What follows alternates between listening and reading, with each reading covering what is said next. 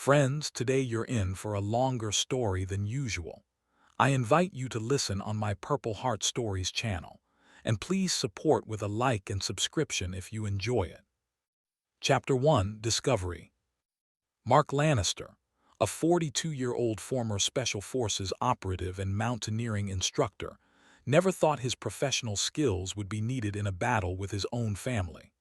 His wife Carol, 39, from whom he had begun to drift apart after the death of their son, and 16-year-old daughter Emma, had been drawn into a dangerous cult masquerading as an extreme tourism club.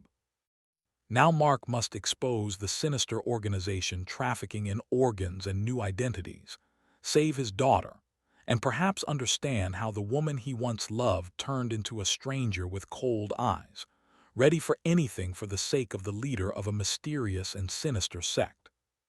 The spring sun blazed mercilessly, causing the snowcaps of the mountains to sparkle like a scattering of diamonds.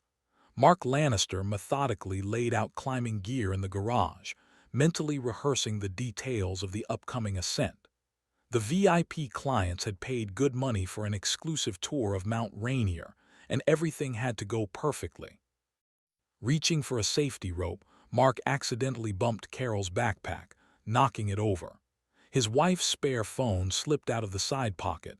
The screen lit up, showing an unread message from a contact labeled simply as D. Meeting at 7 at the Alpine Rose. Same number. Need to discuss the list for the ascent. Mark froze, feeling a familiar chill down his spine, the same feeling that had saved his life more than once in hot spots. He wasn't going to spy on his wife, but something in the wording seemed strange. What list? Why at the hotel? Scrolling through the message history, he found dozens of exchanges with this D over the past few months. Vague phrases, half-sentences, strange code words. Mark swallowed a bitter lump. After the death of their 7-year-old son Jacob 3 years ago, Carol had withdrawn into herself, but in the last 6 months she seemed to have come to life. Mark thought it was the result of therapy, but now another explanation seemed far more likely. Mark carefully returned the phone to the backpack and straightened up, making a decision. The preparatory meeting with clients would have to wait. Now he needed to find out the truth. The Alpine Rose Hotel was located in the historic part of the city, a 3-story building in a pseudo-Swiss style, perfectly fitting into the mountain panorama that opened up behind it. Mark parked across the street and turned off the headlights. The clock showed 18:40. Mentally, Mark ran through the possible scenarios. The most obvious: Carol is meeting with a lover. Names popped into his head. D. Daniel, Douglas, David. He remembered the new lifeguard recently transferred to their area, David Harris, an attractive 34-year-old man with an impeccable reputation and experience in rescue operations. At 18:55, his suspicions were confirmed. David Harris, dressed in casual but expensive clothes, entered the hotel. His movements were relaxed, but Mark noticed David turned around twice, carefully scanning the street, the gesture of a person accustomed to making sure he's not being followed. At 19:10, a taxi arrived from which Carol emerged. Mark didn't immediately recognize his wife. She had exchanged her usual restrained style for an elegant red dress. Her movements were light. She seemed to have grown younger by 10 years. Carol walked quickly toward the entrance, and Mark felt his nails digging into his palms. He watched as David greeted his wife in the lobby. Their embrace didn't look passionate, more like a business transaction, but no less intimate for that. They spoke briefly, and David led Carol to the elevators. It took all Mark's Special Forces discipline to not burst into the hotel and make a scene. Instead, he forced himself to breathe slowly and deeply. He had been trained to control his emotions in far more stressful situations. Now was not the time for confrontation. Now was the time to gather information. He decided to wait as long as it took. Whatever was happening in the room, sooner or later they would come out. 3 hours flew by as if in a fog. Mark didn't take his eyes off the hotel entrance, expecting every couple coming out of the doors to be Carol and David. Finally, at the beginning of 11, they appeared. She in the same dress but with a new shine in her eyes, adjusting her hair with a gesture Mark remembered from their first dates. David, not touching Carol but staying close with a proprietary confidence, was quietly saying something in her ear. They didn't part as Mark expected. Instead, the couple leisurely headed to nearby Haddon Park, a small but dense island of greenery with romantic paths and secluded benches. Mark waited half a minute and followed them, moving like a shadow silently and invisibly. Skills honed over years of special operations returned to him effortlessly. He knew how to use every bush, every shadow. A couple of teenagers ran past, not even noticing the athletic man who had merged with the darkness. Carol and David chose a bench in the far corner of the park, partially hidden by dense bushes, ideal for a lover's rendezvous and for surveillance. Mark silently went around the bushes and settled on the other side, no more than 3 meters from them. Jasmine branches created a natural screen, but the bench was perfectly visible through them, and the sounds carried clearly, especially in the evening silence. Mark prepared to hear intimate confessions or plans for secret meetings. Instead, the conversation took a completely unexpected turn. "So what do you say about the new group?" Carol asked in a businesslike tone, devoid of any romance. "Jonah's is a perfect fit," David replied, taking out a tablet. "A quiet place has already been chosen on the north slope where the old crevice is. No one will notice how it all happens." Carol nodded and began to list names that Mark recognized, participants in the upcoming VIP ascent. The Belgian diplomat and his wife are promising candidates for cleansing. His medical chart indicates fluid in his lungs. It will all look natural at high altitude. And the Japanese businessman Tanaka is ideal for transition. No relatives, a large offshore account.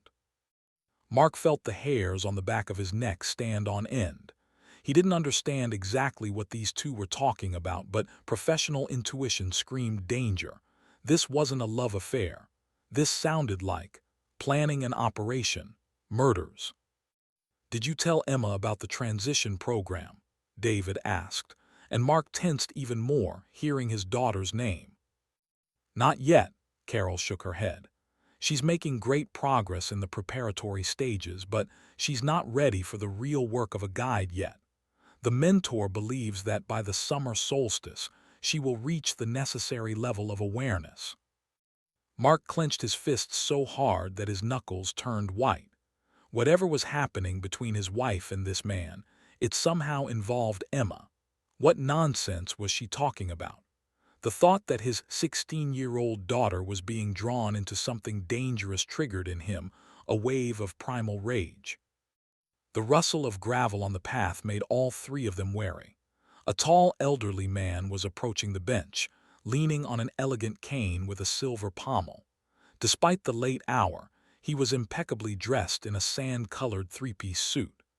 Gray hair and a neatly trimmed beard gave him the appearance of a patriarch from an old Hollywood movie. David immediately stood up, adopting an almost military stance. "Mentor, good evening. We weren't expecting you here." "Mentor?" Mark wondered mentally, peering at the stranger's face. With growing astonishment, he recognized Gregory Pierce, a reclusive billionaire whose fortune was estimated at billions of dollars.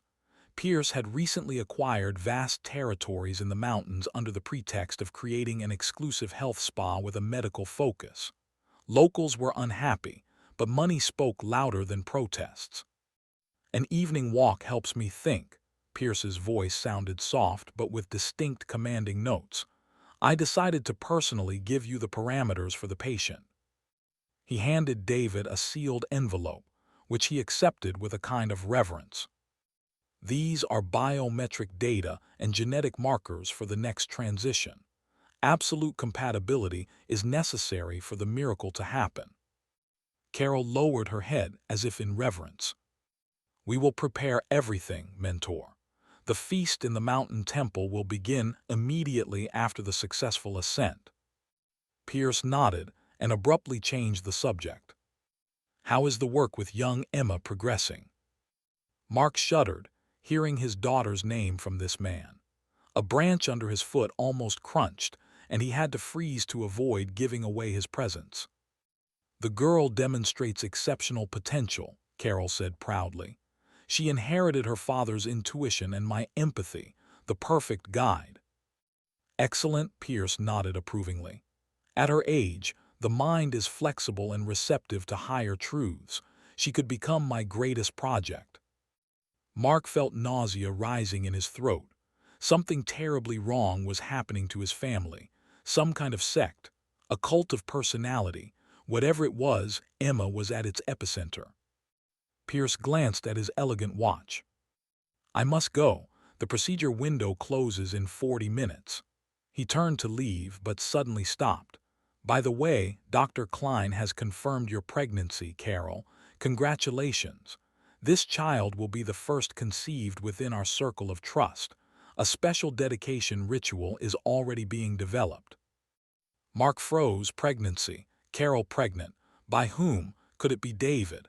And what did dedication ritual mean for an unborn child?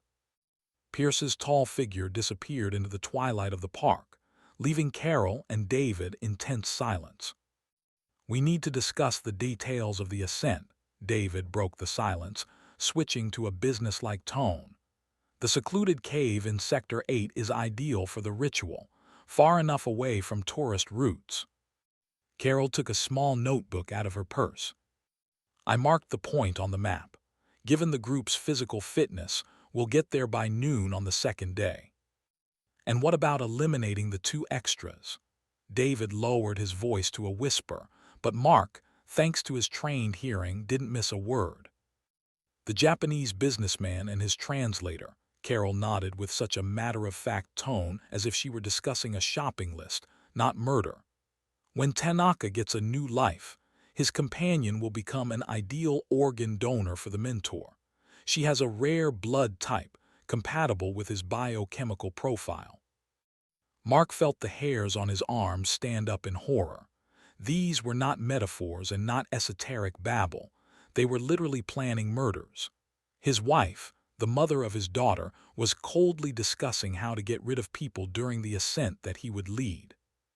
In a fit of anger and confusion, Mark leaned forward slightly to hear better. Taking out his phone, he tried to activate the voice recorder, but his fingers, usually so nimble, clumsily slipped across the screen. He wanted to obtain evidence of this monstrous conspiracy. Trying to find a better angle, Mark touched a dry branch. A loud crack cut through the night silence of the park. David jumped up instantly, looking around warily. "Who's there?" His hand reached into his inner jacket pocket. Mark froze, pressing himself to the ground. Special Forces training had taught him to remain motionless even in mortal danger. He barely breathed, blending with the shadows. "Come on, David," Carol said casually. "It's probably a squirrel or some other nocturnal critter. There are plenty of them in this park." David reluctantly sat down, but continued to look around warily. "We need to be more careful. Too much information in one place." They continued the discussion for a few more minutes, then got up, preparing to leave. David put his hand in his pocket and inadvertently dropped something. The small object fell silently to the ground, and in the light of a distant lantern, Mark discerned the outline of a flash drive. Carol and David, not noticing the loss, moved toward the exit from the park. Waiting until their footsteps faded into the distance, Mark cautiously emerged from his hiding place and picked up the flash drive. It seemed ordinary, black, with no markings, but it could contain critical information. Suddenly, Mark felt the weight of the whole situation. His family was at the center of something unimaginably terrible, and now he held the potential key to the puzzle. Mark returned home early, long before Carol could appear. Fragments of the overheard conversation swirled in his head, forming a monstrous mosaic. Turning on his computer, he inserted the flash drive he had found, expecting to encounter a password or encryption. To his surprise, the device opened without protection. the screen filled with dozens of folders with route names and dates, dry technical designations for climbs over the past 2 years. Mark clicked on the folder marked Mount Hood, July 2023. It was then that 2 climbers from their group disappeared without a trace. The official version was that they had fallen into a crevasse. The bodies were not found. Photographs opened one after another. Preparations for the ascent, group pictures, technical details of the route.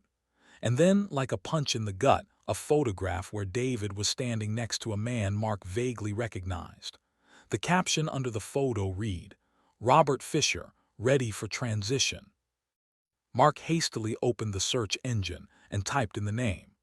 The face of the same person, but with a different name, appeared on the screen: Eric Stoltz, a financial scammer wanted by Interpol after disappearing with client money totaling more than $8 million.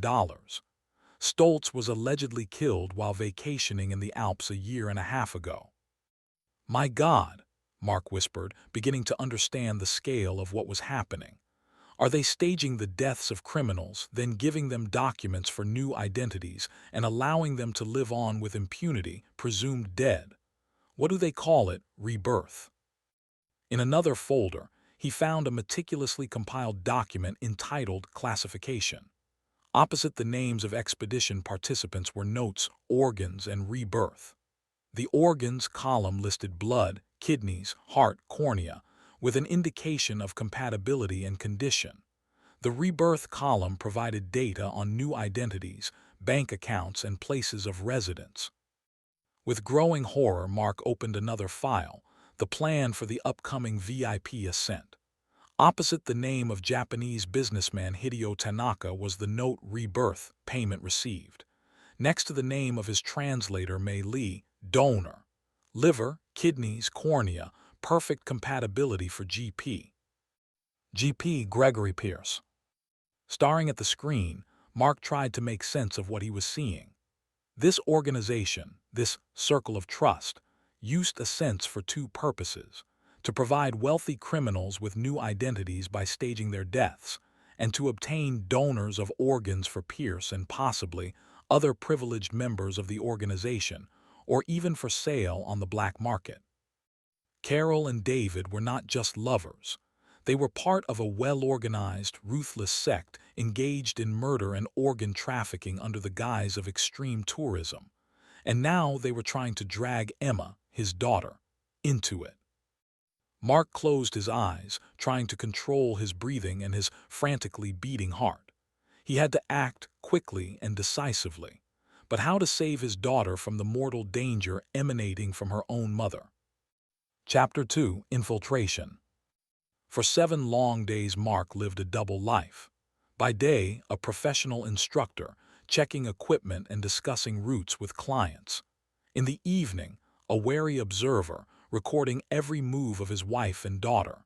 He painstakingly pretended ignorance, even when everything inside twisted into a tight knot. On Wednesday, Carol was packing a gym bag, saying she was going to a meeting of a support group for parents who have lost children. Mark remembered her going there after the death of their son Jacob, returning devastated, with reddened eyes. Now she came home with a blush on her cheeks and a strange glint in her eyes, as if she had received a dose of stimulant. "How was the meeting?" he asked, trying to make his voice sound casual. "Good, we were discussing accepting change." Carol smiled, but her eyes remained wary. "And what conclusions did you reach?" he continued, stirring his coffee. "That sometimes you have to let go of the past to find the future." She went to the mirror, adjusting her hair with a gesture she didn't have before, a quick, nervous movement ending with stroking her temple. On Sunday, the same thing happened again. Twice a week support group, and each time Carol returned not exhausted by grief, but inspired, as after successful business negotiations. Emma had changed too. 3 times a week she went to an environmental club led by David Harris. Mark inquired about this club, an officially registered youth organization studying the impact of climate change on mountain ecosystems. An impeccable cover. One day when Emma was at school and Carol was at work, Mark checked his daughter's backpack. Under the textbooks, in a hidden pocket, he found a strange amulet, a silver circle with a horizontal line in the middle, from which wavy rays emanated. A symbol he had seen in the files on David's flash drive. The symbol of the circle of trust. Next to it lay a notebook in a leather binding. Mark opened it, expecting to see a diary. Instead, the pages were filled with carefully written ritual texts. Energy does not disappear but is redistributed. The guide sees the essence, not the shell. The worthy are given a second chance through transition. The unworthy serve a higher purpose, giving their energy to the chosen. The last pages contained a list of names with the notes potential, resistance, receptivity. Mark recognized the names of Emma's classmates. His 16-year-old daughter was being taught to assess her peers as potential recruits or victims. Returning the notebook to its place, Mark felt nausea rising in his throat. How far had the indoctrination gone? How deeply had his daughter already plunged into this madness? The village diner Mary's was 30 miles from the city, at the intersection of two insignificant roads. The cash register here remembered the 20th century, and the blueberry pie had been considered a specialty for 40 years. Mark chose this place not by chance, no surveillance cameras, a motley crowd of truckers and cowboys, where two middle-aged men would not attract attention. Ricardo Gutierrez was 17 minutes late. Mark tensed inwardly when the bell above the door jingled, announcing a new visitor. His former comrade had changed, grown heavier, gray hair was breaking through the jet-black hair, and the scar across his right eyebrow had faded. But the characteristic military bearing remained unchanged, as did the gripping gaze that instantly assessed the situation in the diner.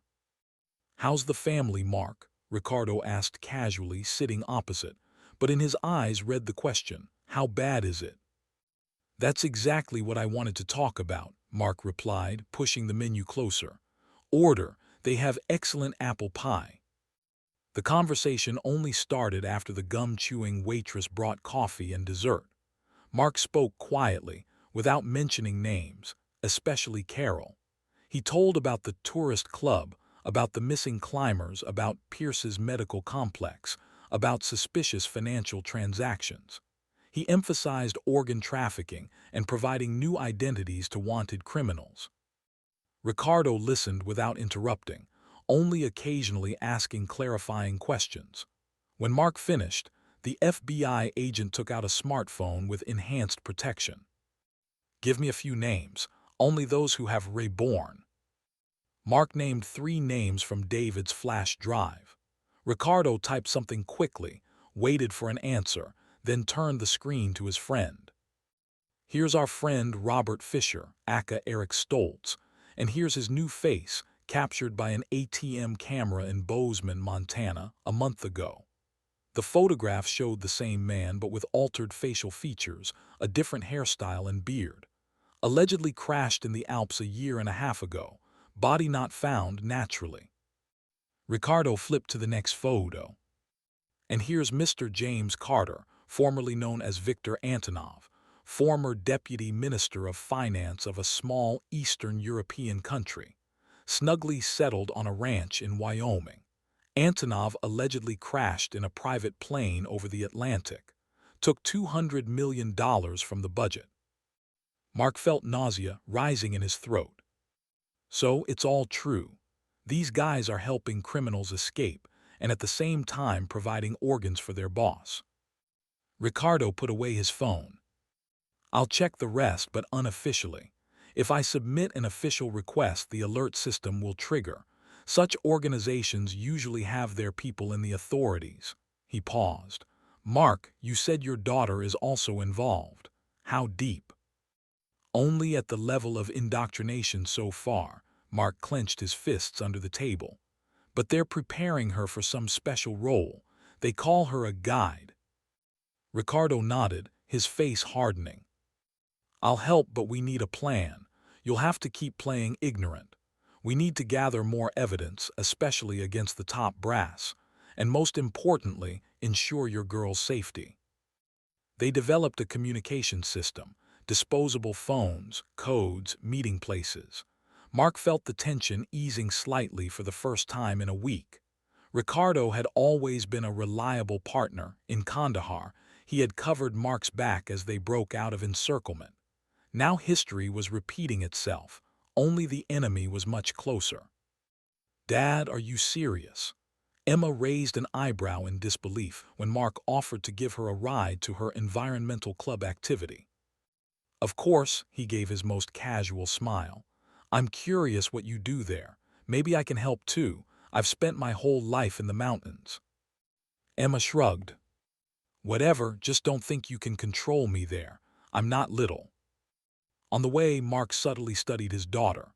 A new haircut, more mature makeup, a strange pendant on her neck, exactly the same symbol as on the amulet he found.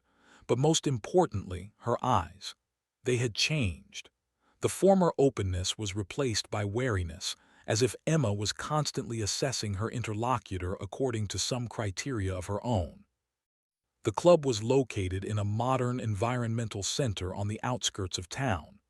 David Harris met them at the entrance, the same charming smile, the same attentive predator eyes. "Mark, what a pleasant surprise." David held out his hand to shake. His fingers were cold and dry. "Decided to join our cause." "I wanted to find out what my daughter is so fond of," Mark replied casually, shaking the hand of the man he dreamed of strangling. "She only talks about your club." David put his hand on Emma's shoulder. "You have a wonderful daughter, a true natural talent for environmental thinking." About 15 teenagers and several adults gathered in the spacious room. Mark noted the furniture arrangement with professional interest. Chairs in a semicircle, all facing a small podium where David stood. A classic scheme for group persuasion, making participants feel part of an inner circle. David began by discussing global warming, smoothly transitioning to philosophical questions about energy balance and natural selection. Mark noticed how skillfully he used neuro-linguistic programming techniques, anchoring certain ideas to emotional states, framing, creating false dilemmas. "Nature always chooses the worthy," David said, packing in front of the audience. "The weak give way to the strong, that's the natural order of things. But modern society has disrupted this balance. We, the environmentalists of the new wave, must help restore natural harmony, right?" The teenagers nodded, completely absorbed in his speech. Mark noticed how Emma was looking at David, with admiration and a slight trepidation that only teenage girls in love have. After the main part, all participants were offered a special herbal tea to harmonize energy. Mark cautiously brought the cup to his lips but did not take a sip. He noticed that after the tea, the teenagers became more relaxed, receptive to persuasion. A slight haze appeared in their eyes, and their reaction slowed down. David began to talk about life energy and the chosen who are destined to lead others. Now his speech directly touched on ideas of elitism and predestination, classic elements of cult indoctrination. "Each of you has the ability to see the true nature of people." David looked at the teenagers, lingering his gaze on Emma. "Especially you, Emma. You have a gift of evaluation inherited from your parents. You feel people, you see their essence. This gift needs to be developed. It will help us all to identify those worthy of the great transition." The evening twilight enveloped the road in a soft purple light. Mark drove slower than usual, glancing at his daughter surreptitiously. Emma, absorbed in her thoughts, stared absently out the window. The tea ceremony had clearly affected her. Her pupils were dilated, her movements slowed. "Interesting activity," Mark began cautiously. "David is very charismatic teacher." Emma turned to him. "He's not just a teacher, Dad. He's a guide. He sees what others don't." For example, Mark tried to make his voice sound interested, not wary. "Energy flows," Emma perked up. "You see, everyone radiates a certain energy.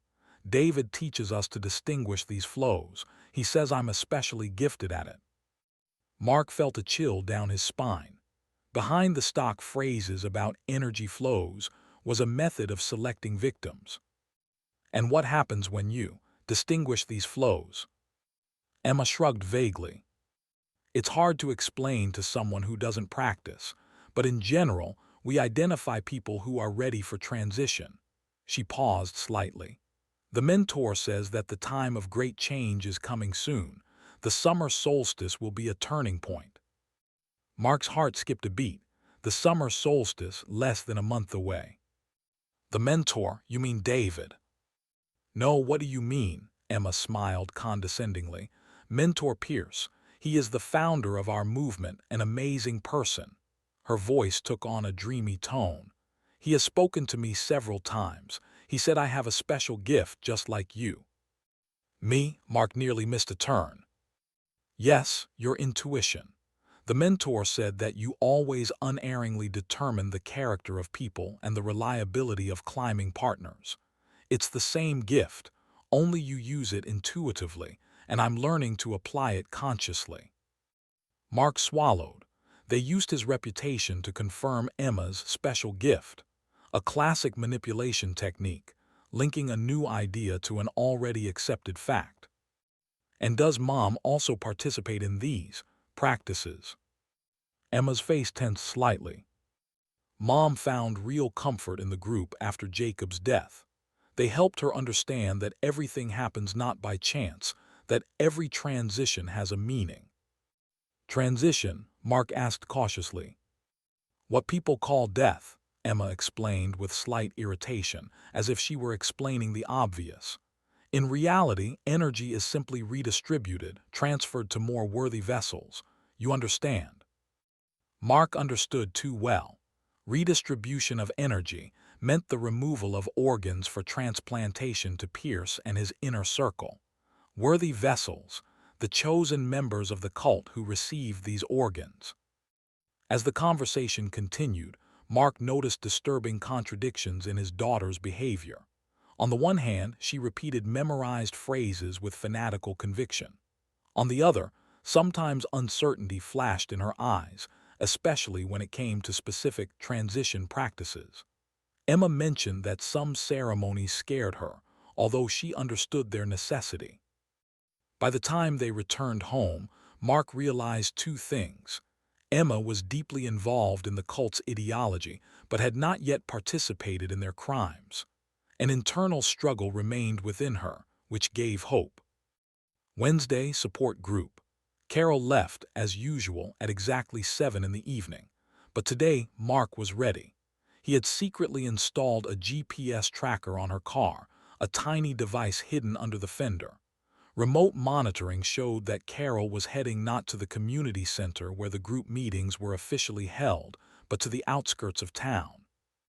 Making sure Emma was busy preparing for exams, Mark got into an unremarkable rental sedan. Tracking the signal, he kept a considerable distance. After 30 minutes, Carol's car stopped at a small roadside cafe. There she was already waited, 3 other cars with headlights on. Mark parked half a mile from the meeting place, took out a compact night vision binoculars. Carol got out of the car. She was joined by David, Alex, owner of the mountaineering equipment store, and 2 others Mark did not know. After a short meeting, they got into a black SUV with tinted windows. The car moved towards the mountains. The road became more and more winding, climbing up a serpentine. Mark kept a safe distance, sometimes turning off the headlights and moving only by moonlight. After an hour's drive, the SUV turned onto an inconspicuous dirt road, going even higher into the mountains. Mark stopped and continued to observe through binoculars. The SUV climbed the slope until it reached a high fence with a gate. The gate opened automatically, letting the car in, then closed just as silently. Waiting for the SUV to disappear completely from view, Mark got out of the car. He had to walk about 2 miles over rough terrain, avoiding security systems. Years of special forces training had not been in vain. He moved like a ghost, avoiding open spaces and using natural cover.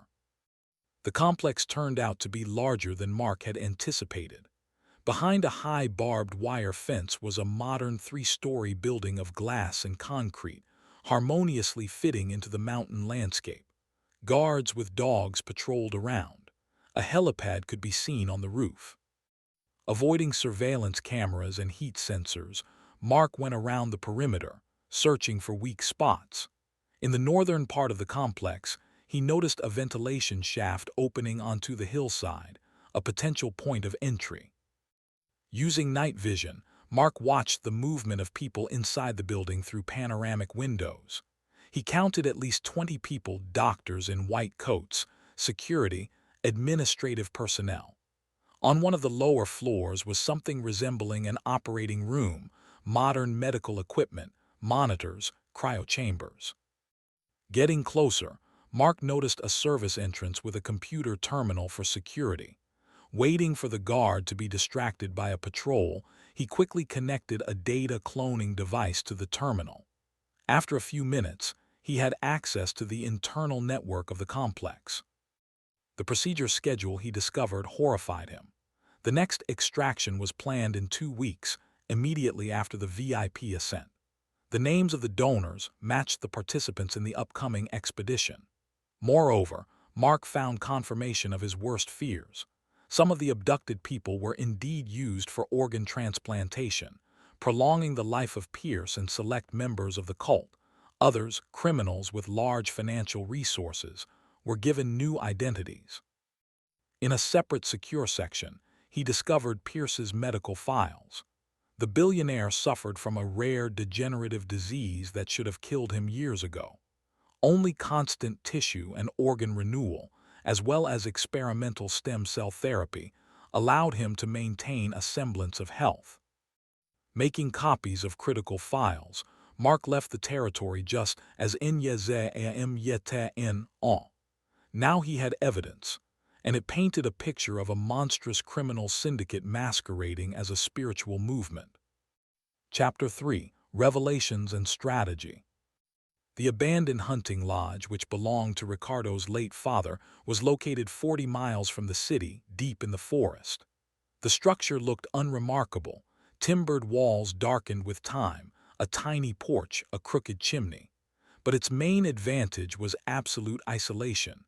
No telephone lines, no surveillance cameras, no random passers-by. Mark arrived first and lit the stone fireplace. An hour later, Ricardo arrived with 2 large suitcases of equipment. Without further ado, they got to work.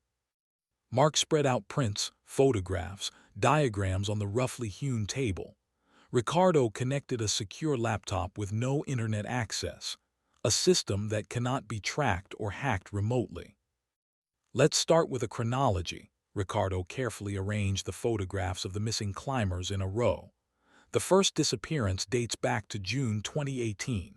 2 criminals wanted from Germany supposedly fell into a crevasse. Bodies not found, presumed dead. Mark took a marker and connected their photos with images obtained from surveillance cameras. Here they are now, living in Argentina under the names Klaus and Herta Wagner. He works as a consultant at a pharmaceutical company. She is a housewife. Hour after hour they assembled the puzzle. Diagrams on the walls grew, connections multiplied. Mark realized with horror the scale of the operation. At least 5 years of active operation, dozens of reborn and even more donors. The sect had cells in 3 states and used various groups for recruitment, from environmental activists to support groups for grieving parents. Cunningly conceived, Ricardo muttered, studying the recruitment scheme. They're looking for people in an emotionally vulnerable state. Parents who have lost children are ideal candidates. Their grief can be transformed into fanaticism by offering a higher meaning. The network proved to be more extensive than they had anticipated. Among the reborn was Jeffrey Holden, former Deputy Secretary of Security, embroiled in a corruption scandal and supposedly killed in a yacht crash. Now he lived in Montana under the name Peter Warren, running a private security company. Darn it, Ricardo rubbed his nose. I remember this case.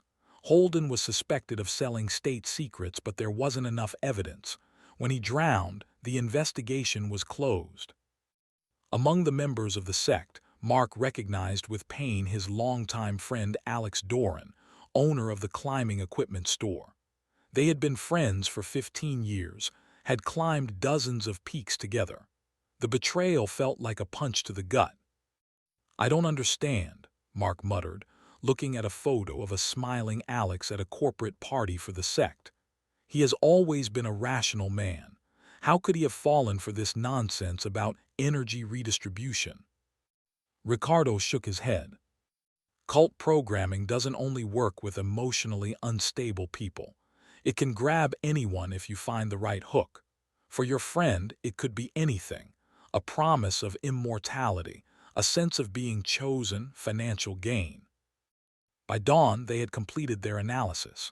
Before them was a complete picture of a criminal organization disguised as a spiritual movement.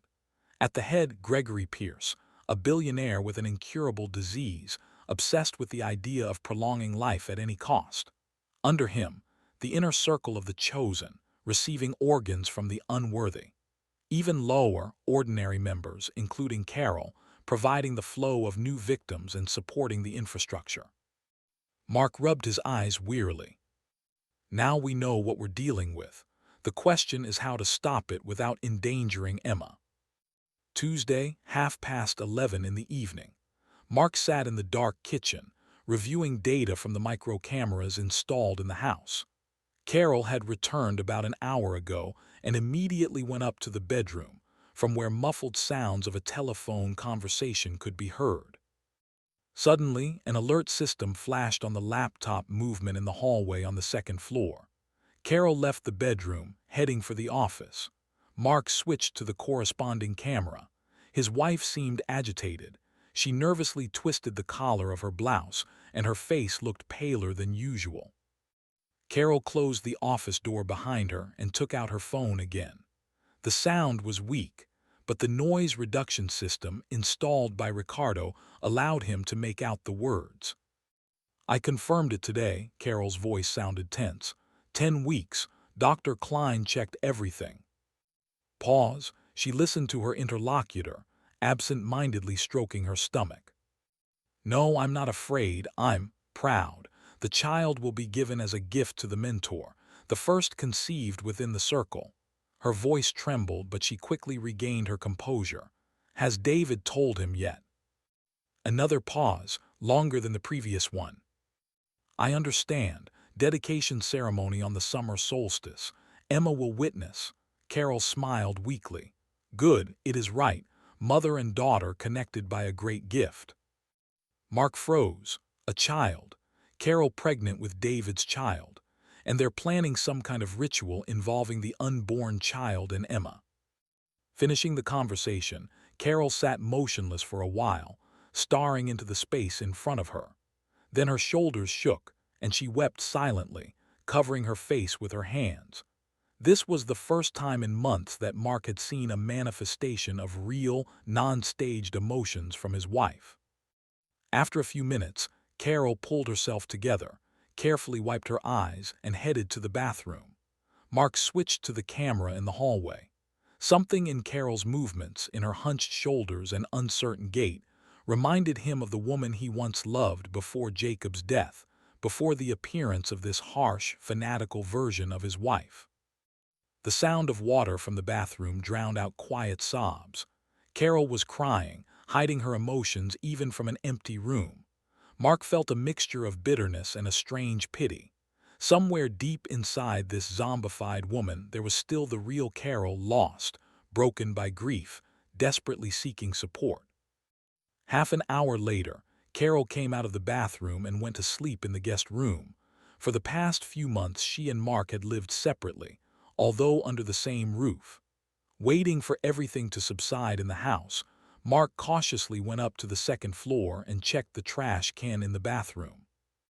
Under the crumpled napkins, he found what he was looking for: a positive pregnancy test and a crumpled prescription for prenatal vitamins, written by Dr. Arthur Klein 2 days earlier. Going back down to the kitchen, Mark took out a bottle of whiskey from the safe and poured himself a double shot. The alcohol burned his throat but couldn't drown out the storm of emotions. Rage at the betrayal mixed with anxiety for Emma and a strange, unbidden sympathy for Carol. He suddenly remembered her after the death of their son Jacob, how for months she couldn't get out of bed, how she screamed at night, how she blamed herself for not noticing the first symptoms of the disease. Now this woman was carrying a child and planning to give it as a gift to the cult leader. How deeply must the mind be washed to get to such a point? What had these people done to his wife? Mark squeezed the glass so hard that his knuckles turned white. Now the situation had become even more dangerous. If the sect was planning some kind of ritual involving the unborn child, then he had very little time. He needed to act immediately but extremely carefully. At stake was not only Emma's life, but also the unborn child's, who, despite the circumstances of conception, was innocent. The abandoned depot on the outskirts of town became their new headquarters, spacious enough to deploy equipment and inconspicuous enough not to attract attention. Ricardo brought two trusted agents, cult specialist Sarah Diaz and analyst Mike Patterson. The team was formed, but the task seemed almost impossible. The problem is jurisdiction. Ricardo spread satellite images of the mountain complex on the table. Technically, it's private property. We need a warrant, and for that irrefutable evidence. Witness testimony, physical evidence. And what we have isn't enough. Mark pointed to the wall with photos of the missing people. Sarah shook her head. Without bodies, without concrete incriminating actions recorded on camera, Pierce has the best lawyers in the country. They'll chalk everything up to conspiracy theory. Besides, more than half of the figures are influential people, added Patterson. Judges, politicians, businessmen. If we start an official investigation, information will leak. Mark nodded grimly. And my daughter will be eliminated as an unnecessary witness. A heavy silence hung in the room. Everyone understood. Standard procedures would not work here. We need to act on two fronts, Ricardo finally said. Officially, I'll start an investigation into the activities of Pierce's medical center, supposedly on suspicion of illegal transplantation. That's a legitimate basis for covert surveillance. And unofficially, Mark looked at his friend intently. Unofficially, Ricardo lowered his voice, you'll continue to play ignorant, infiltrate the organization deeper. We need recordings of their rituals, details of the upcoming transitions, names of high-ranking members of the sect. Mark slowly ran his hand through his hair. Carol and Emma must not be harmed, no matter what. The priority is your daughter, Sarah said firmly. Based on my experience with cults, Emma isn't fully indoctrinated yet. She can be pulled out. It's more difficult with Carol, she's gone too deep. Mark felt everything inside him tighten. The specialist's words implied an unspoken conclusion. Perhaps Carol could no longer be saved, but he couldn't accept it yet. The plan crystallized gradually. Ricardo launches a limited official investigation, not arousing suspicion. Mark penetrates deeper into the cult structure, gathering irrefutable evidence. Patterson provides technical support, bugs, cameras, encrypted communication. Sarah prepares psychological profiles of key members of the sect, identifying their weaknesses. What about the VIP ascent? Mark asked. It's in 2 weeks. They're planning to kill 2 clients and stage the disappearance of a third, an international criminal. A perfect moment for a catch in the act, Ricardo nodded. If we manage to prevent the killings and detain the perpetrators, that will give us a legal hook for a big operation. What about the ritual for the unborn child? Mark couldn't get it out of his head. Carol talked about a ceremony on the summer solstice. That's less than a month away. Sarah thoughtfully tapped a pencil on a notepad. Judging by everything, they are planning a symbolic dedication of the fetus. In early pregnancy, it is usually a ritual action without physical harm, but we still need to get Carol out before that moment. The plan required perfect coordination and precise timing. The slightest mistake could cost the lives of innocent people, but inaction would mean the death of dozens of future victims. So it's settled, Mark straightened up, his eyes hardening. I'm going inside, deeper than they can imagine. The Alpine Mountaineering Summit store was always empty on Mondays. Mark deliberately chose this time, knowing Alex would be alone. The bell above the door chimed melodically as he entered. The smells of new leather, nylon, and special gear treatments created a familiar atmosphere, evoking memories of dozens of joint climbs. Alex Doran was standing behind the counter, processing a new batch of carabiners. Looking up, he smiled broadly. "Mark, what brings you here? Haven't seen you in a while." They exchanged a handshake, firm as always. It was hard to believe that these hands, which had saved Mark so many times on dangerous routes, were now involved in the murders of innocent people. "Decided to update my gear before the VIP tour," Mark replied casually. "And talk too, got a minute?" Something barely perceptible flashed in Alex's gaze, caution, suspicion, but it disappeared immediately. "Of course, let me close the store early. There's no one here anyway." They settled in the back room, which served as both a warehouse and a place for friendly gatherings. Alex took 2 bottles of beer out of the refrigerator. "How's Emma?" he asked, removing the caps. "Heard she goes to David's environmental club. Talented girl, according to David." Mark cautiously sipped the beer, pretending to swallow. "Yes, she's changed a lot over the last year. She's become more serious." "After everything you've been through, that's not surprising," Alex nodded. "Jacob's loss." He paused. "You know, I've always wondered how you coped. I probably would have broken down." Mark slowly put down the bottle. "And who said I coped? I just learned to live with this hole inside." The vulnerability in his voice was partly feigned, partly real. A good way to lead the conversation to the right topic.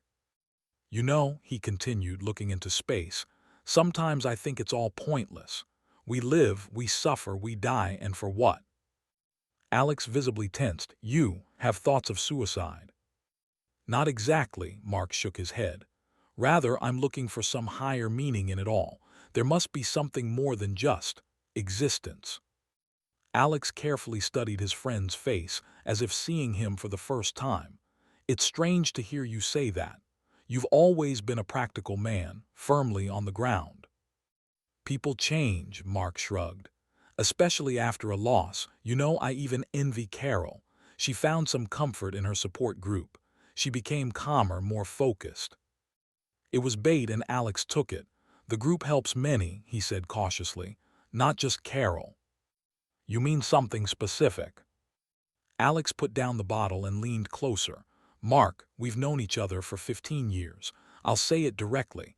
After Anna's death, I was also on the verge. His wife had committed suicide 4 years ago.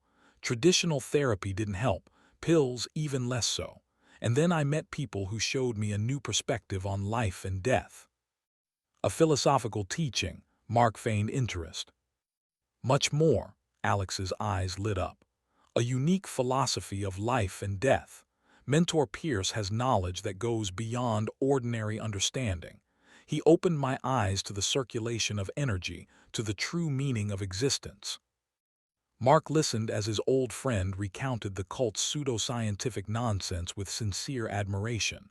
At some point Alex stopped, as if realizing himself. "Sorry, I got carried away. It really changed my life." He looked at Mark carefully. "If you want, I could arrange for you to be invited to a closed ceremony for potential new members." "Is that possible?" Mark feigned surprise and hope. "For a friend, yes," Alex nodded. "Besides," he lowered his voice, "the mentor has long been interested in you. Your skills and experience are very valuable to our community." "You bet," Mark thought grimly. His reputation as a reliable instructor served as an ideal cover for their transitions. "I'd like to see," he said aloud. "When is the next ceremony?" "This Friday," Alex smiled. At the mentor's personal estate. It's a great honor, Mark. Not everyone is invited to his home. I'd be grateful for such an opportunity, Mark smiled, feeling everything inside him clench with disgust. Just like that, the invitation was received. Now he had to penetrate the very heart of the cult, to the man who had turned his wife into a monster and was planning to do the same with his daughter. Mark shook Alex's outstretched hand, thinking about how far the man he once called a friend had gone from normality, if murders for organs seemed to him the highest form of energy redistribution. The clear spring day was surprisingly cool. Perfect weather for hiking, Mark thought, watching Emma pack her backpack methodically, carefully, like an adult. A new, foreign measuredness had appeared in her movements. Even the way she folded the map into perfectly even squares betrayed the influence of the sect with their ritualism and obsession with order. "Where are we headed?" she asked, fastening the last buckle. "I was thinking about the route through Eagle Gorge. We used to walk there often." Emma nodded, as if assessing the proposal not from the point of view of pleasure but expediency. "A good choice. It will be deserted there at this time of year." They left at dawn. On the way, Mark watched his daughter surreptitiously. Outwardly, she remained the same Emma, the same facial features, the same slightly ironic curve of her lips when something seemed funny to her. But a detachment, an assessing coldness had appeared in her gaze, completely uncharacteristic of a 16-year-old girl. They left the car at the foot of the mountain and began to climb. The echo of their footsteps reflected off the rocks. Sunlight pierced the crowns of the pines, creating a whimsical pattern on the trail. In moments like these, away from the influence of the sect, Mark hoped to bring back the real Emma. "Remember how you fell here and broke your knee?" he asked as they passed a distinctive rock. "You were 8. You endured the pain so stoically that I was amazed." Emma smiled weakly. "I remember. Jacob was crying instead of me then. He was always so sensitive." The mention of her brother created a bridge of understanding between them, fragile but real. Mark cautiously moved on. "Sometimes I think that part of him has stayed with us. Don't you feel it?" Emma stopped, her face became serious. "The group teaches that energy doesn't disappear. Jacob transitioned to another state, his energy was redistributed." After a pause, she added more quietly, "But sometimes I just miss him.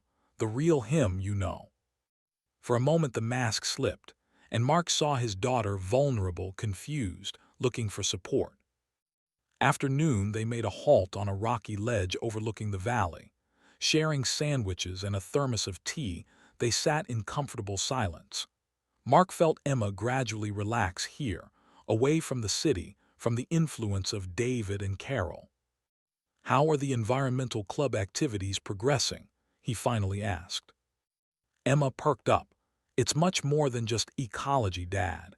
David teaches us to see the connections between all living beings, to understand the flows of energy." Her eyes lit up with enthusiasm. "Mentor Pierce says that some people are born with a gift for seeing the true nature of others. And you have that gift." "David thinks so." Her voice filled with pride. "I can assess a person's potential there, compatibility with higher levels." "What does compatibility mean?" Mark asked cautiously. Emma hesitated slightly. "It's hard to explain. Not everyone is worthy of transitioning to the next level of existence. Some serve another purpose." Mark's stomach clenched. His daughter was being taught to choose who would live and who would become an organ donor. "And how is this worthiness determined?" "By vibrations, energy potential, karmic status," Emma said confidently, repeating memorized formulas. But suddenly her confidence wavered. "Although sometimes I think, some practices scare me a little." "What practices?" Mark tried his best to make his voice sound neutral. Emma shook her head. "It doesn't matter, it's just unfamiliar." She looked at him with sudden anxiety. "Dad, you're not against my participation in the group, are you? Mom says you don't understand the higher truths." "I want to understand," Mark replied gently. "That's why I'm asking questions." That seemed to reassure her. Suddenly, after a pause, Emma took a battered diary out of her backpack. I write some things down, about the group, about the activities, sometimes about strange things I notice. Mark's heart beat faster. Emma was hesitant, which meant the indoctrination wasn't complete. Somewhere deep inside there was a critical eye. "Can I take a look?" he asked. Emma hesitated but handed over the diary. "Just don't tell Mom. She thinks doubts are a sign of weakness of spirit." Flipping through the pages, Mark saw the struggle taking place in his daughter's mind. The entries began with enthusiastic descriptions of Pierce's teachings, gradually changing into questions and troubling observations. Why did Jason disappear after the ritual? Strange room in the basement of the complex looks like an operating room. The mentor gets some kind of injections every evening. "What are you planning to do with these observations?" Mark asked cautiously. Emma looked away. "I don't know. David says that misunderstanding is part of the path, that doubts cleanse, but sometimes I'm scared, Dad." These words, spoken with childlike vulnerability, pierced Mark's heart. At that moment, he made a final decision. No matter what it cost, he would pull his daughter out of the clutches of the cult. Gregory Pierce's estate was immersed in the greenery of a high mountain range. The snow-white mansion, in a modern style, solid glass and concrete, contrasted with the wild nature. Security guards in civilian clothes, but with military bearing, checked the cars at the gate. Alex Doran and guest, the former friend of Mark, introduced himself. The guard checked the list and nodded. "Go ahead. The ceremony is in the central hall. Electronic devices are prohibited." Mark obediently s-dialed the phone, but on the inside of his watch was hidden a miniature camera developed by Ricardo's specialists. The interior of the mansion impressed with minimalistic luxury, snow-white walls, marble floors, glass ceilings, through which a view of the starry sky opened. About 50 people gathered in the central hall, all in strict suits or elegant dresses. "Impressive, isn't it?" Alex whispered. "Only the inner circle and potential new members gather here. Consider it a privilege." Mark looked around, and in all recording the faces of those present. He recognized a state Supreme Court judge, 2 congressmen, several major businessmen. Carol stood in the corner talking to a tall, elderly man. Meeting her gaze, Mark nodded politely. She replied in kind, but in her eyes flashed surprise and anxiety. At 9 in the evening, the lights in the hall dimmed. Soft, hypnotic music filled the space. Aromatic candles lit around the perimeter, spreading a sweetish, intoxicating smell. Mark held his breath, remembering Sarah's warning about the possible use of psychoactive substances via inhalation. Gregory Pierce appeared from a side door, an elegant 70-year-old man whose posture and vivacity of movement contradicted his age. In the carefully selected lighting, the wrinkles on his face seemed almost imperceptible, and his eyes glowed with unnatural youth. "I welcome you, seekers of truth." Pierce's voice, deep and melodious, seemed to penetrate directly into consciousness. "Today we have gathered to share ancient wisdom about the essence of life and death." What began was something between a lecture and a religious sermon. Pierce spoke of the circulation of life energy, of worthy carriers and higher purpose. Ordinary cult banalities, cloaked in scientific-sounding terms. But the charisma of the speaker was striking. Mark felt the people around him succumbing to the hypnotic influence of his voice, amplified by the light effects and probably psychoactive substances in the air. "The circle of trust is not just a name," Pierce proclaimed. "It is a fundamental principle of the universe. Energy circulates in a circle, passing from the unworthy to the worthy, from the weak to the strong. It has always been so, but only the chosen have had the courage to acknowledge this truth." After the main part of the ceremony, servants carried around herbal tea to the guests. Mark pretended to drink but didn't swallow the liquid. Around him, people were becoming more and more relaxed, their pupils were dilating, and their movements were slowing down. Taking advantage of the general trance-like state, Mark carefully moved around the hall, eavesdropping on conversations. Most discussed Pierce's philosophy or shared personal, spiritual insights. But in the corner of the hall, partially hidden by a column, he noticed David talking to Pierce. "Everything is ready for the dedication ceremony of the unborn," David said. "Carol is fully prepared." "Excellent," Pierce nodded.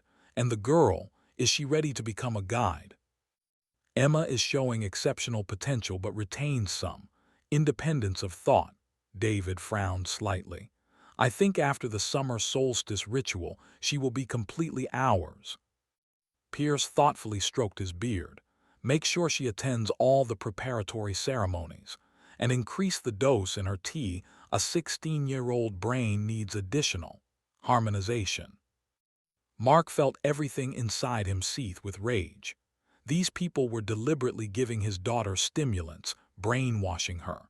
They were planning some kind of gruesome ritual involving Carol's unborn child, and all of this was presented as spiritual practice. The scariest thing was the realization that among the drugged followers of the cult were people with real power: politicians, judges, businessmen. Mark understood the scale of the problem. They had encountered not just a sect, but a sprawling criminal organization that had penetrated the highest echelons of power. Chapter 4: Preparing the Operation. The restaurant, Quiet Harbor, was located on the outskirts of town, secluded enough to provide privacy, but not so isolated as to arouse suspicion. Mark arrived 15 minutes early and chose a table in the corner with a good view of the entire hall. The idea of inviting Carol to dinner, supposedly to discuss Emma's future, seemed risky but necessary. Ricardo objected, fearing that Carol would suspect something was wrong, but Mark insisted he needed to see his wife without David's influence to assess how deeply she had plunged into the sex ideology. Carol appeared exactly at 7, as always punctual. In a dark blue dress with neatly styled hair, she looked almost like she did back in the days when they were happy. Almost, but not quite. In her posture, in her mechanically verified movements, there was a predetermination, a lack of naturalness. "Hello, dear," Mark began as the waiter took the order and left. Carol smiled weakly. "This is about Emma. Something happened at school." "No, everything's fine." Mark took a sip of water. "I just wanted to talk about her future. She's changed a lot lately." Carol tensed, her fingers barely visibly squeezing the napkin. "She's growing up, it's natural." "It's not just that," Mark carefully observed his wife's reaction.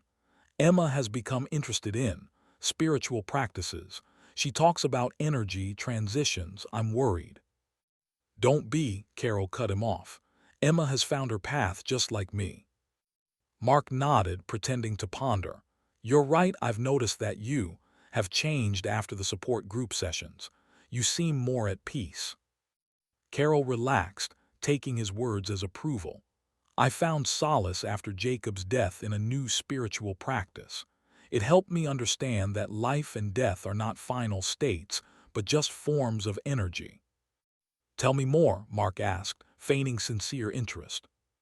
And Carol began to speak, at first cautiously, choosing her words, then more and more enthusiastically. Her speech filled with the sex terms: vibrational level, energy compatibility, worthy vessels. The way her speech changed was striking, from an ordinary conversation to memorized formulas, spoken with religious fervor. For the first time in a long time, Mark really looked at his wife. Outwardly, she looked well-groomed and healthy, but her eyes, they switched between contradictory expressions. Now a fanatical gleam, now a hunted emptiness, now glimpses of the former Carol, the one he loved. "You mentioned some special ceremony for Emma," Mark carefully interjected. "Is this part of the practice?" "Emma is special," Carol's voice filled with pride. "The mentor says she has a rare gift for recognizing the essence of people. She inherited your intuition, only in a purer form." The main dishes were served, and the conversation was briefly interrupted. Mark noticed that Carol barely touched the food, only moving the pieces around on her plate. His wife's unhealthy thinness hadn't caught his eye before. "By the way," Mark pretended to remember accidentally, "I overheard your conversation with the doctor. Are you pregnant? Why am I finding out about this not from you?" Carol flinched, her fork clanked on the plate. For a split second her face froze in a mask of horror, replaced by a strange, unnatural rapture. "Yes, it's a great gift to us with you," she said mechanically. "A child who will correct our past mistakes." "Mistakes?" Mark asked cautiously. Carol's gaze momentarily clouded over as if she was looking somewhere inside herself. "Jacob was conceived in ignorance. We didn't know the higher laws." Her voice trembled. "If we had turned to the mentor earlier, could have saved our boy." That phrase pierced Mark like an electric shock. Now he understood how Pierce had hooked Carol. He had used her unhealed guilt for her son's death, convincing her that he possessed knowledge that could have saved him. "And this child," Mark didn't finish the sentence, "will be a vessel of perfect energy." Carol's eyes gleamed feverishly. "The mentor will perform the dedication ceremony at the solstice. Emma will witness. The circle will close, you understand." For a brief moment Carol looked absolutely insane with dilated pupils, an unnatural smile and trembling hands. But then, as if realizing she had said too much, she abruptly stopped talking and looked away. "That sounds significant," Mark said cautiously. The rest of the dinner passed in tense silence. When they said goodbye at the entrance, Mark noticed Carol surreptitiously taking a vial of pills out of her purse and swallowing one, washing it down with a bottle of water. The pill was a characteristic pale blue color, exactly the same vitamins David handed out at the environmental club sessions. "This is Nurixil D," explained Sarah Diaz, examining an enlarged image of the pill on the monitor. "An experimental drug, originally developed to treat bipolar disorder. Clinical trials were discontinued due to side effects, high suggestibility and emotional dependence on an authoritative figure." The team gathered in the abandoned depot turned into an operations headquarters. Ricardo nodded grimly. "I managed to get a warrant for limited surveillance of Pierce's medical complex. Officially, an investigation into illegal transplantation." He unfurled satellite images on the big screen. "Heat scanners show intense activity on the underground levels. The building goes down 4 floors." Mark was studying the complex's schema, mentally laying out routes for penetration and evacuation. "When is the operation?" "In 3 days," Ricardo replied. "We'll embed 2 agents into the climbing service personnel. They will observe and intervene only if there is a direct threat to life. The main goal is to document the crime." "What about Emma?" Mark shifted his gaze to the map, where Pierce's house was marked with a red dot. "She won't be going on the climb. They're preparing her for some ceremony with Carol." Sarah thoughtfully tapped a pencil on a notepad. "Judging by the information you received from Emma, she and Carol are being prepared for an observation ceremony in the complex itself. In essence, it's a dress rehearsal for the big solstice ritual." She spread out new documents. "We'll act in parallel. A capture team under my leadership will enter the complex through the ventilation system in the north wing. There's minimal security there." The plan was risky, but calculated to the smallest detail. "Communication is the key," Patterson emphasized, demonstrating special communicators. "Ordinary communication in the mountains works poorly, and even worse in the concrete walls of the complex. That's why we use these devices." He handed Mark a miniature headset resembling a hearing aid. "Transmission is through bone conduction. Even if you are searched with a metal detector, they will not find a normal earpiece." Mark checked the device. The clarity of the sound was impressive, and the transmitter itself was almost invisible. "What about Carol?" he asked, returning to the most painful question.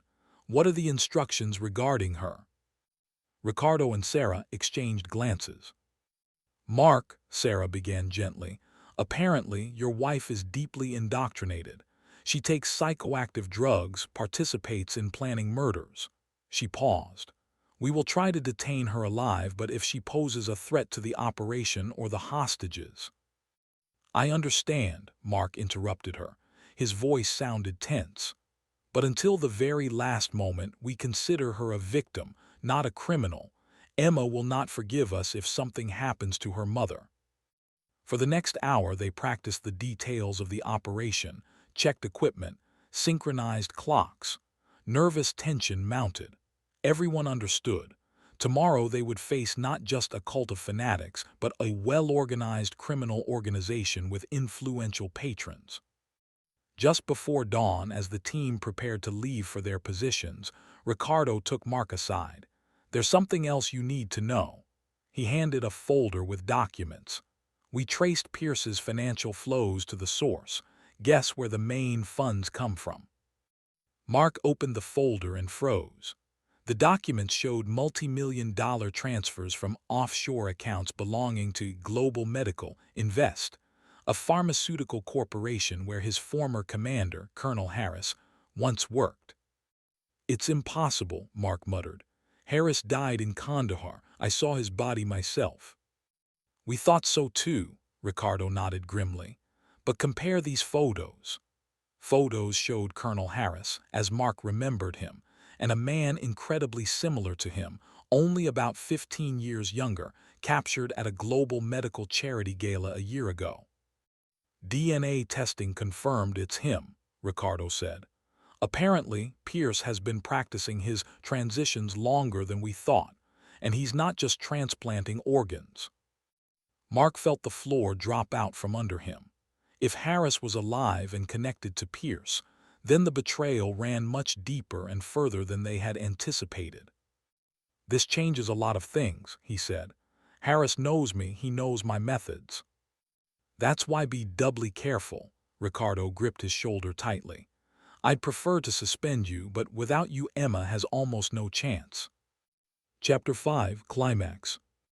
The day of the VIP ascent began. Mark and Ricardo were forced to divide the operation into two parts. The main group of agents under Ricardo's leadership paralleled the climbers, disguised as tourists they had met by chance, in order to prevent the murders and capture David and his accomplices. Mark with the second group of agents had to penetrate the medical complex to save Emma and Carol from the ceremony and gather final evidence. Before the separation, Ricardo gave Mark a special communication device and a tranquilizer gun. They agreed to synchronize their actions at 16:00, the time when David's group planned to stage the accident on a difficult section of the route. "The medical complex is well guarded," Ricardo said, unfolding a detailed diagram of the building on the car hood. "My people will be waiting for your signal. One team will go through the main entrance, the second through the underground technical tunnel." Mark carefully studied the plan. According to the information obtained from Alex, the ceremony should take place in the underground part of the complex. "Here," he pointed to a large room on the third underground level. "This is their ritual hall." "And where might Emma and Carol be held?" "Most likely in the preparation rooms." Mark pointed to several small rooms next to the hall. "Pierce loves symbolism. He will want Emma's initiation as a guide, and the ritual over the pregnant Carol to take place close to each other." The agents checked their weapons and gear. Everyone understood that at stake were not only the lives of the hostages, but also the future victims of the cult. "Remember," Ricardo said to his group, "among the cultists there are many just drugged people. The priority is to minimize casualties and neutralize the leadership."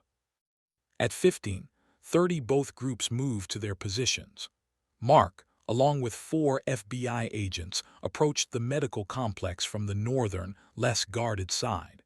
The modern building of glass and concrete towered over the forest, like an alien object that had landed among the wilderness. "According to plan, we penetrate through the ventilation shaft," Mark whispered. "It should lead us directly to the service rooms on the lower level." Using his climbing skills, Mark was the first to overcome the security perimeter. Thanks to the jamming devices developed by Ricardo's technicians, they managed to neutralize two guards and penetrate the ventilation system.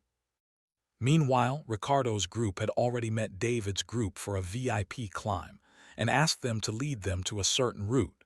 To not reveal his real plans, David was forced to agree. Among the VIP group were Japanese businessman Tanaka, whom they planned to reborn, and his interpreter, who would be an ideal organ donor for Pierce.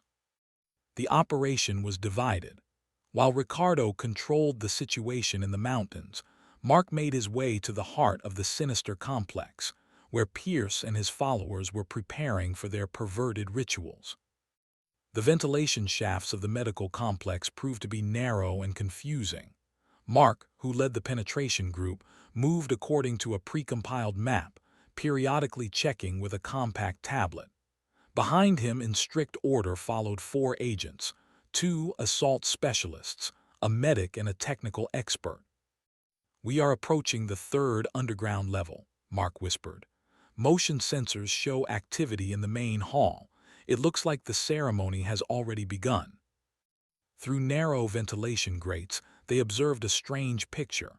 In the center of a spacious hall, decorated in a mixture of ultramodern and ritual styles, stood an operating table.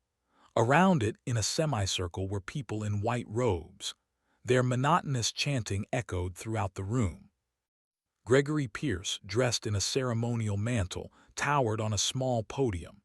His voice, amplified by the acoustics of the hall, sounded hypnotic. "Today we will witness a great transformation," he said. "Energy will pass from the unworthy to the worthy, from the weak to the strong. This is the law of nature. This is the path of the evolution of mankind." Mark noticed a side door leading to a corridor with preparation rooms. Carol and Emma should have been there. "Johnson, you're with me," he whispered to the assault agent. "The others control the main hall. On my signal, we start the operation." They carefully advanced through the ventilation to the service corridor. Through the grate, Mark saw Emma. His daughter was sitting in a small room resembling a medical office. Next to her was a nurse preparing some kind of injection. Emma looked disoriented but conscious. In the next room, he noticed Carol lying on a couch. Next to her was a man in a white coat, checking the readings of the monitors. Apparently, she had already been given some kind of drug. She was in a semi-conscious state. "Main group, GATAVNAST 3 minutes, Mark whispered into the communicator. "Objects detected. I'm going for them." "Understood," replied the voice of the assault team leader. "Preparing smoke bombs and flashbang grenades, waiting for your signal." Mark and Johnson carefully removed the ventilation grate and descended into an empty technical compartment. From there, they could all make their way to the rooms where Emma and Carol were being held. "Emma first," Mark decided.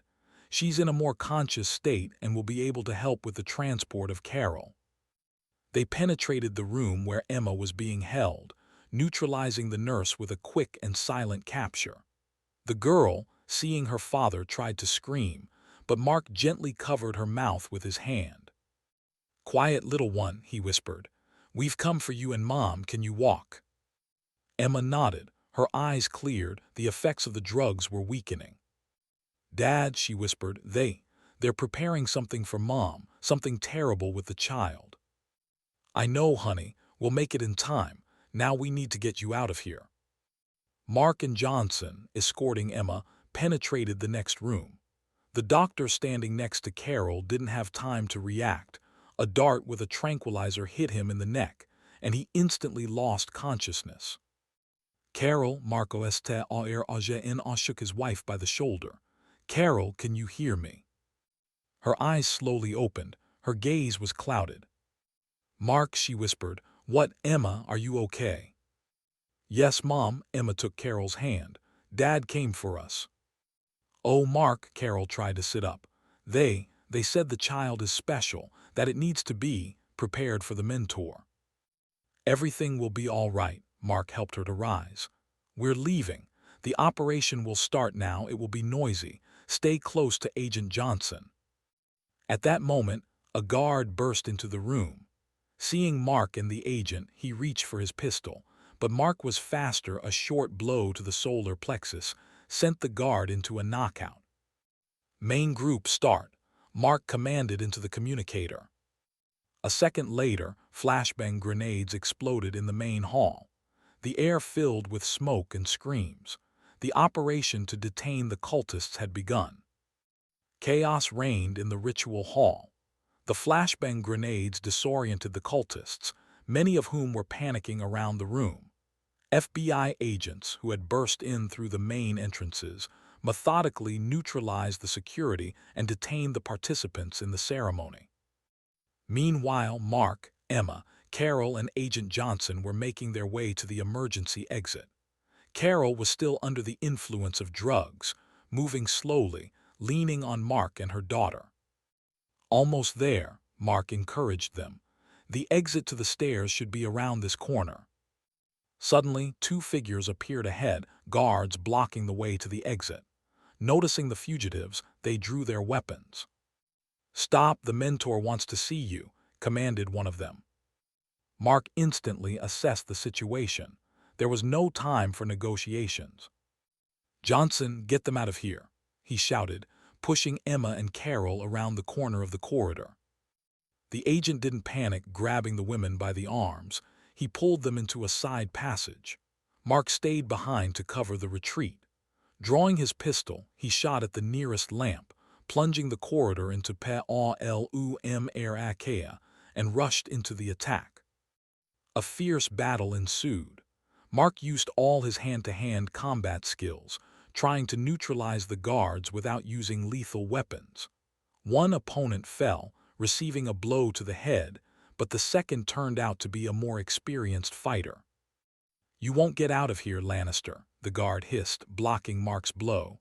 "The mentor has been waiting for you for a long time. Your skills, your daughter, everything will be useful to the circle."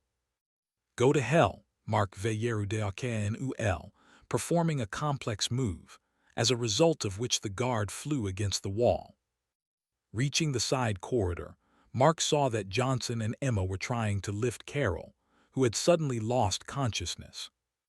"What's wrong with her?" Mark asked worriedly. "I don't know," Johnson replied. "Possibly a side effect of the drugs. She needs medical attention." Mark picked up his wife in his arms.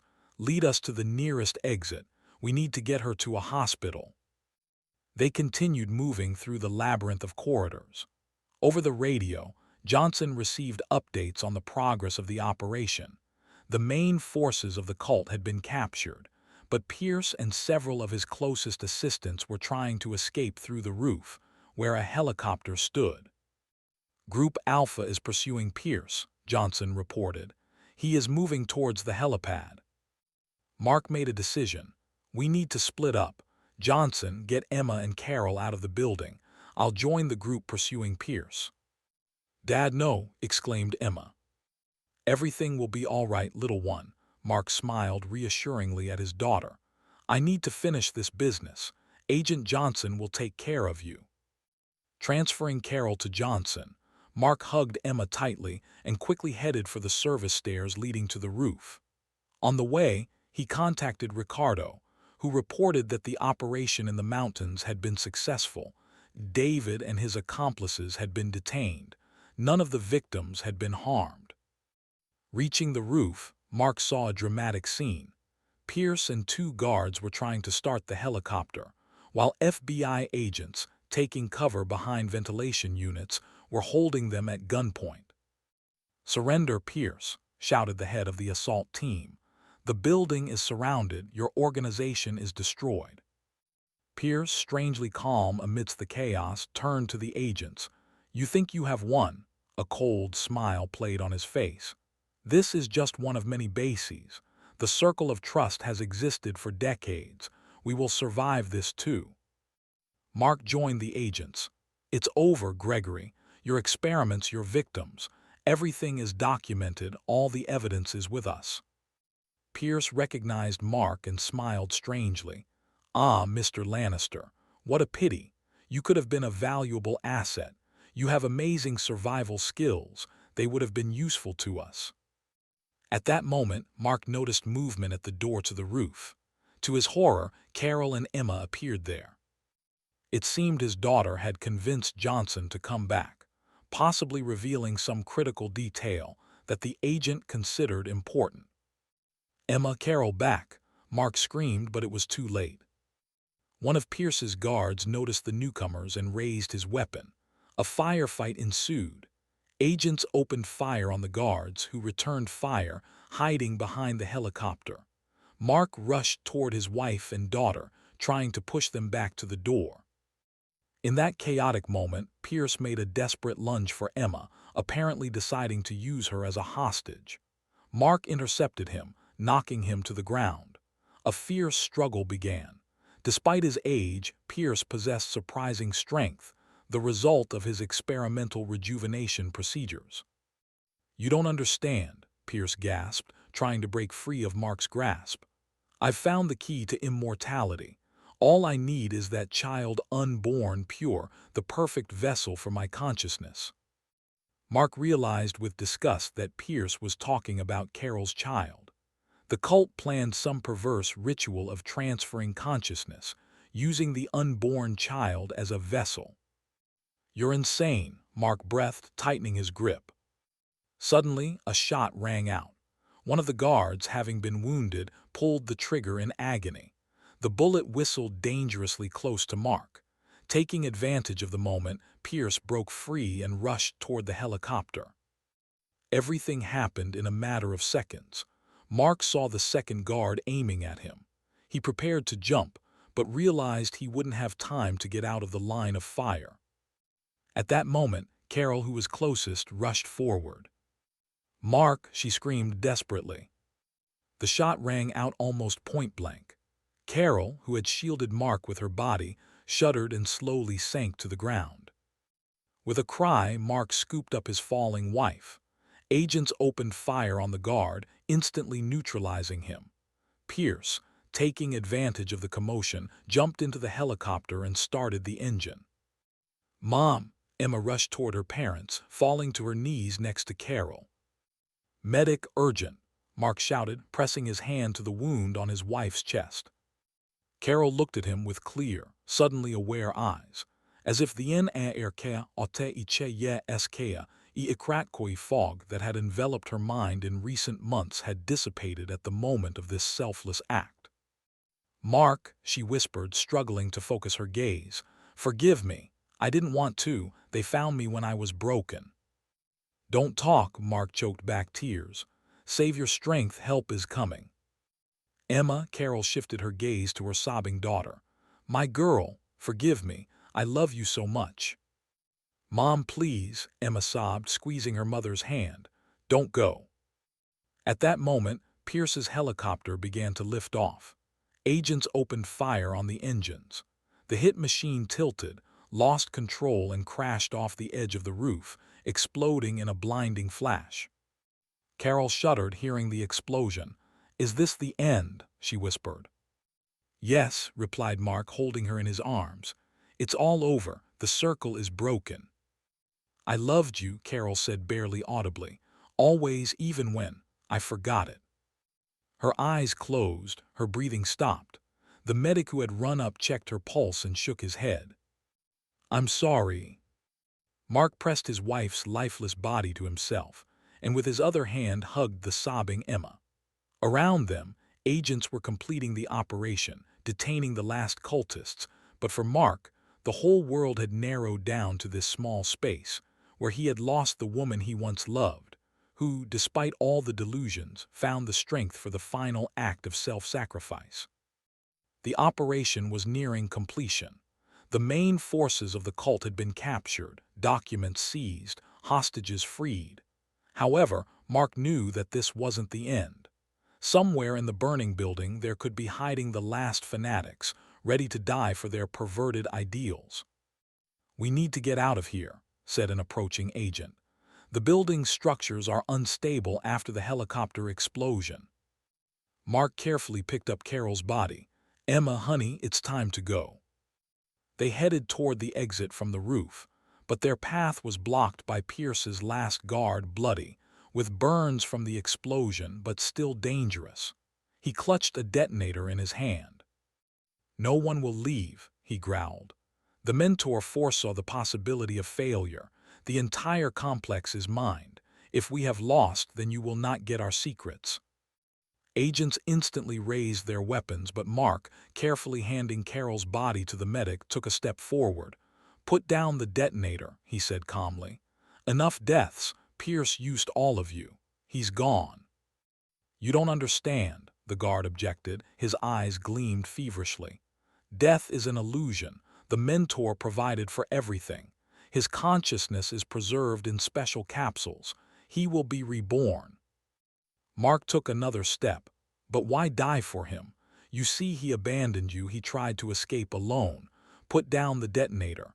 There's still a chance to start a new life." For a moment, doubt flickered in the guard's eyes. Mark had almost convinced him, but at that moment a powerful explosion rang out from below. Apparently, the fire had reached some chemical storage. The building shook. "Too late," the guard shouted. "The chain reaction has already begun," and pressed the button on the detonator. A series of explosions shook the lower floors of the complex. The floor under their feet trembled. The concrete slabs began to crack. "Everyone out," commanded the head of the assault team. "The building is collapsing." Mark grabbed Emma and rushed toward the service stairs. Around them, agents were evacuating the remaining cultists and medical personnel. Pierce's last guard remained on the roof, raising his hands to the sky in some ecstatic gesture, apparently accepting his sacrificial death. They barely managed to reach the first floor when the upper levels of the complex began to collapse. With a deafening roar, the concrete floors folded like a house of cards. Mark and Emma, escorted by the last agents, ran outside literally seconds before the main dome of the building collapsed completely. At a safe distance, they stopped, breathing heavily, and turned around. Pierce's medical complex had turned into ruins, from under which plumes of black smoke rose. With it were buried laboratories, cryochambers, documentation, all the material evidence of the monstrous experiments of the Circle of Trust. Mark hugged the trembling Emma, pressing her to himself. "It's all over, little one. We're safe." Ricardo, who had arrived with the team that carried out the operation in the mountains, approached them. "I'm so sorry, Mark." He put his hand on his friend's shoulder. "I heard about Carol." Mark nodded, unable to speak. Medics had already loaded Carol's body into a special transport, covering it with a sheet. "How did the operation in the mountains go?" he finally asked. "Successfully," Ricardo replied. "David and his group have been detained. None of the clients were harmed. We were just in time. They were already preparing to stage the first accident." Agents were bustling around, organizing the cordoning off of the territory and the transportation of the detainees. Fire trucks arrived to extinguish the burning ruins of the complex. A large-scale operation was beginning to collect evidence and documents that might have survived.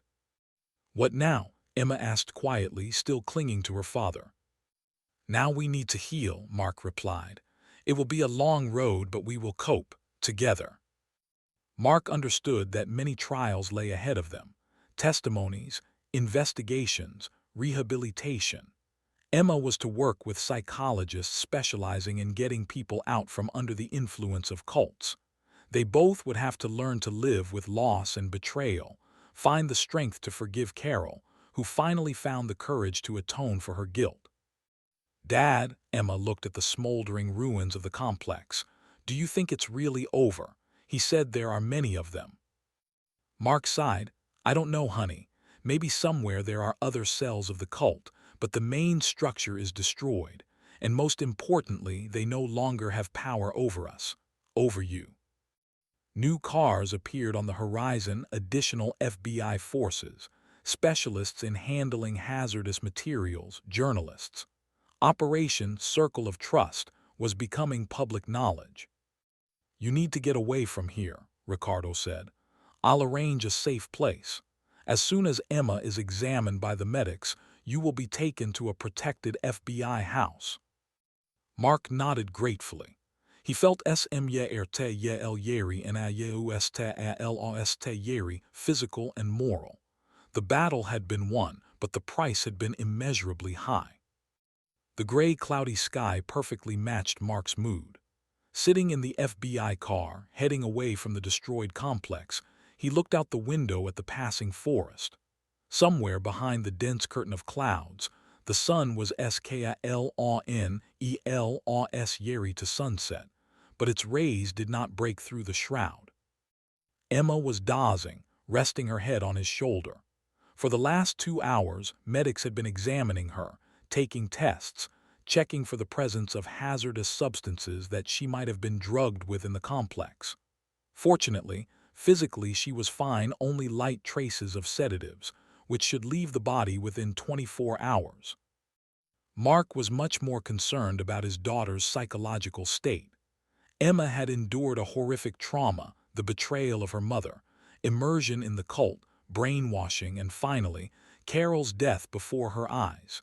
It would take months, if not years, of therapy to help her cope with this experience.